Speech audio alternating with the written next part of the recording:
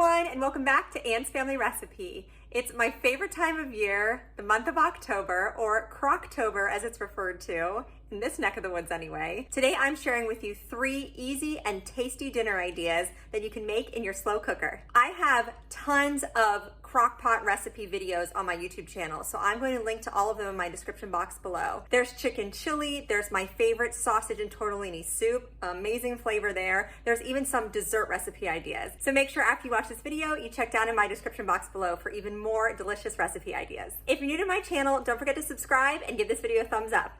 Now let's get cooking.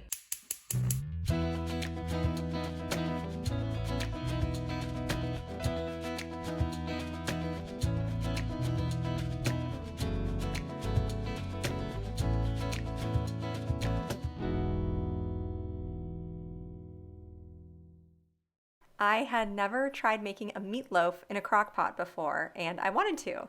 So a lot of the recipes that I found online recommended lining the inside of your crock pot with foil and then spraying it just so that nothing sticks, and also it's easier to remove the meatloaf when it's finished cooking. For my meatloaf mixture, I started with, it was about 2.5 pounds of 80/20 ground beef, and then to that I added in Italian seasoned breadcrumbs. So these have a little bit of dried herbs and like garlic powder in them, I think, which just gives it a little extra flavor. So I added in 1 cup of those seasoned breadcrumbs, along with 2 eggs to help bind everything together. And then for seasonings, I added in, I had about a teaspoon left of minced onion. I would have added in more like a tablespoon. My kids don't really like when I dice up an actual onion and put it in. They don't like that texture, but the minced onion gives it a good onion flavor. And then I also added in some garlic powder, salt and pepper, and a good splash, about a tablespoon of Worcestershire sauce, which adds a nice savory flavor to the meatloaf mixture. Then I like to use my hands to incorporate everything together. And then I just transferred all of this into a loaf shape into my crock pot.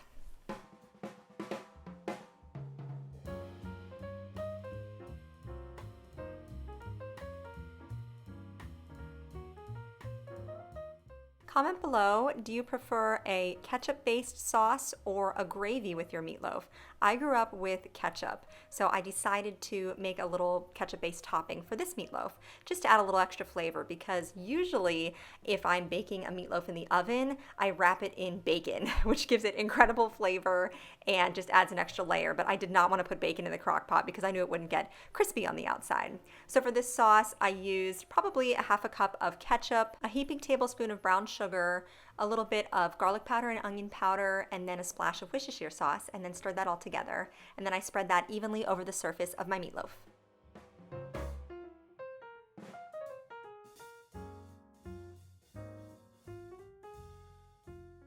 Then I put the lid on and set my slow cooker for 3 hours on high.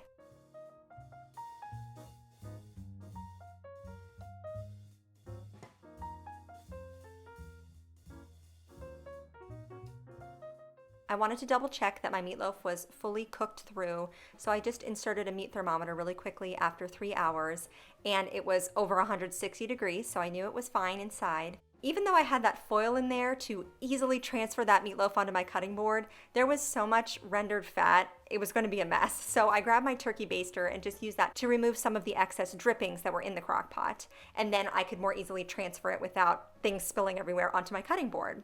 And I sliced into this. It was so tender. I really thought that making a meatloaf in a crock pot would have a wonderful texture, and it definitely did. It was so tender and moist. It had great flavor, retained a lot of the moisture.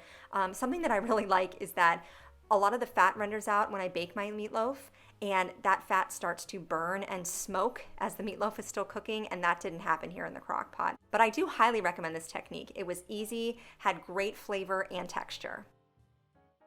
Next up, I'm making a super cozy version of chicken and dumplings. So I'm starting by preparing my vegetables. I'm peeling and dicing up 2 big carrots and then 1 small onion.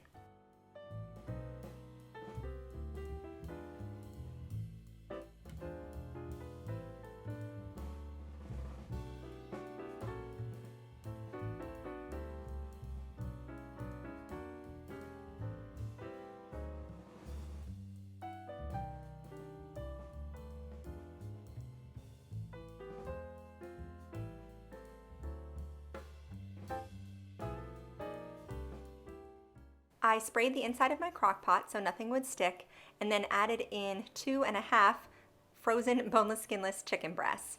I season these with some salt and pepper, and then I use garlic powder, parsley, and thyme for some extra flavor. I also added in a couple of bay leaves. Now you could also use about a teaspoon of poultry seasoning, and if you have sage or rosemary, you can throw those in with the individual seasonings, whatever you have in your pantry, just to add a little extra flavor to the dish. Next, I prepared 1 3/4 cup of chicken broth. And I've shown this before. I like to use this chicken base that I get at Sam's Club. A little bit goes a long way. There's really rich, concentrated flavor here. So you just need about a teaspoon or two added into some hot water, and then you have some chicken broth. And I mix this with 1 can of cream of chicken soup. Now I will say the chicken base is not low sodium. So thinking back, I probably wouldn't have added any additional salt when I was seasoning the chicken because the end result was a little bit salty, but not unbearably so. But I think the original recipe called for low sodium chicken broth, and I wasn't thinking when I added this chicken base along with salting my meat. So that's just a little note I have here. I added in the onions and carrots and poured the liquid over top of the mixture. And then I covered my crock pot and set it on high for 3 hours.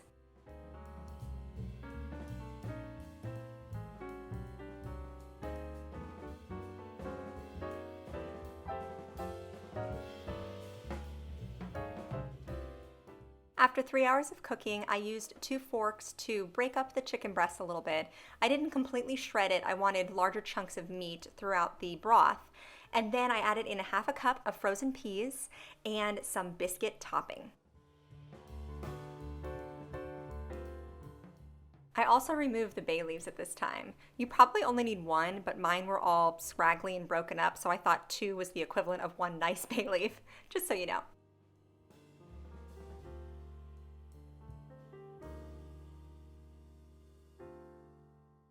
For the biscuit topping, I just used store-bought jumbo buttermilk biscuits, popped it open, and then I quartered each biscuit with scissors. Then I took each little piece and rolled it into a ball, and then placed those evenly over the top of the chicken mixture.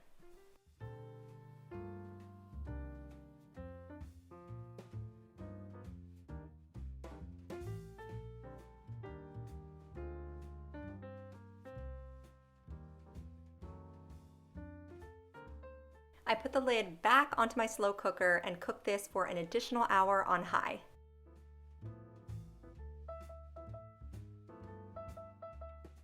This dish made my whole house smell amazing. It was the perfect dinner for a cold and dreary fall day. It was very comforting, and I actually really enjoyed the texture of the biscuits on top. The soup underneath had great flavor, and when I served it up, I just sprinkled a little bit of parsley over top as a garnish, and everybody really enjoyed this one. The final dinner I'm putting together in my crock pot is kielbasa with potatoes and green beans. I'm starting here by dicing up 1 onion. I doubled my recipe because I wanted dinner for 2 nights this particular week. So I purchased 2 1.5-pound bags of these baby yellow potatoes. I thought using a smaller potato would be nice because I wouldn't have to peel any of them. You could definitely use regular baking potatoes though, but I think it'd be better if you peeled them, just texture-wise. These baby potatoes get nice and creamy as they cook, so I really like them in this dish. I quartered these and sprayed the inside of my crock pot and then added the potatoes and onions into it.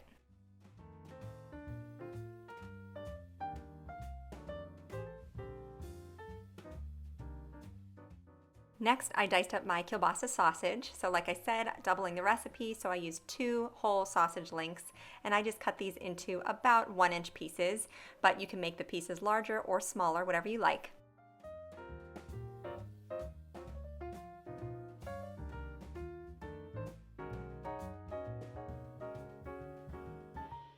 Next, I added in 1 bag of frozen green beans. You'll see in a minute I do add 2 bags. I'm really testing the limits of my slow cooker here. But before I added in that second bag of green beans, I added some seasonings. So some salt, garlic powder, and black pepper. And then I did add the rest of the green beans.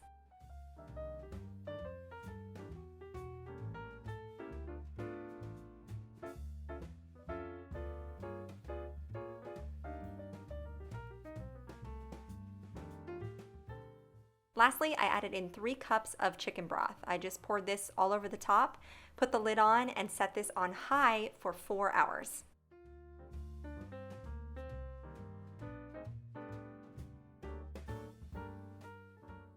At about the halfway point, so 2 hours in, I made my best attempt to stir this together a little bit just to get those seasonings mixed in. Then I put the lid back on and let it finish cooking.